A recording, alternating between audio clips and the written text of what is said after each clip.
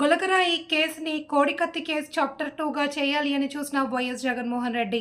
ఆంధ్రప్రదేశ్ ముఖ్యమంత్రి YS Jaganmohan Reddy assembly ఎన్నికల సందర్భంగా నెల్లూరు జిల్లాలో ఎన్నికల ప్రచారం చేస్తుండగా పాఠశాల లోపల నుండి ఎవరో గుర్తు తెలియని వ్యక్తి గులకరాయితో సీఎం జగన్ని కొట్టడంతో జగన్ కన్నుపైన తగిలింది.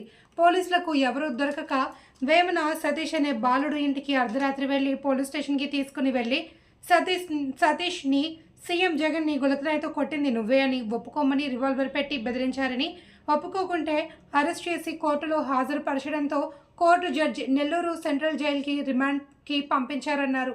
లాయర్ నాపై కేసుని వాదించి నాపై ఎలాంటి ఆధారాలు లేకపోవడంతో విడుదల చేశారన్నారు. అంటే జరిగింది.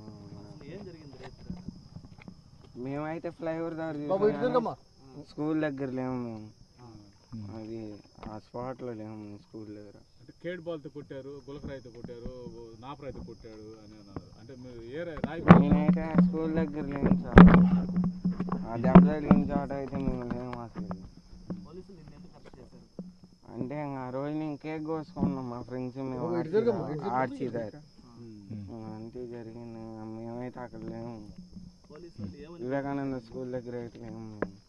పోలీసులు కొట్టారు, కొట్టలే, గన్లు అవి పెట్టి భయపెట్టించారు. కేసు ఒప్పుకో అది ఇదని భయపెట్టించారు. నువ్వేగా కొట్టింది అది ఇదని చాలా భయపెట్టించాను.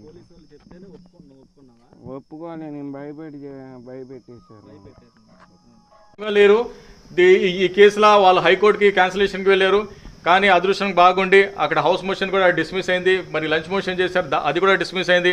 మరి 445 పిటిషన్ వేసిన సిఆర్బిసి కింద వాళ్ళు జామీన్గా ఉన్న తల్లిదండ్రులు కూడా వాళ్ళు చాలా అడ్డుకున్నారు. దాని మీద 4 దినాలు వాదన ప్రతివాదన అయింది. ఒక జామీన్ మీదనే వాదన ప్రతివాదన అయింది అంటే వాళ్ళు ఎంత ఈ కేసులో ఒత్తిడి తీసుకువచ్చారో మీరు అనుకోండి. దీన్ని కూడా కోడికత్తి 2 చేయాలని వాళ్ళు ప్లాన్ చేశారు.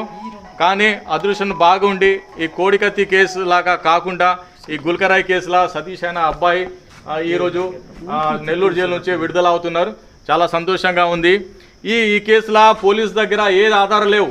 నేను కోర్టుకి వాదించి చెప్పింది ఒకటే, వాళ్ళ దగ్గర ఉన్న ఆధారాలు ఏముండే, confession statement of the accuse ఉంది. అతను ఓన్ స్టేట్మెంట్ బేస్ చేసి మీరు అసలు ఏ పర్సన్ కూడా జైల్లో పెట్టరాదు. అది కాన్స్టిట్యూషన్లో 20 క్లాస్ 3కి వైలేషన్ ఉంది. ఓన్ స్టేట్మెంట్ బేస్ మీద మీరు అక్యూజేషన్ చేయరాదని నేను కోర్టుకి నమ్మించేసి కన్విన్స్ చేసి ఆ అబ్బాయి ఉన్న ముద్దాయిగా ఉన్న అబ్బాయిని ఈరోజు నెల్లూరు జైలు నుంచి విడుదల చేస్తున్నారు.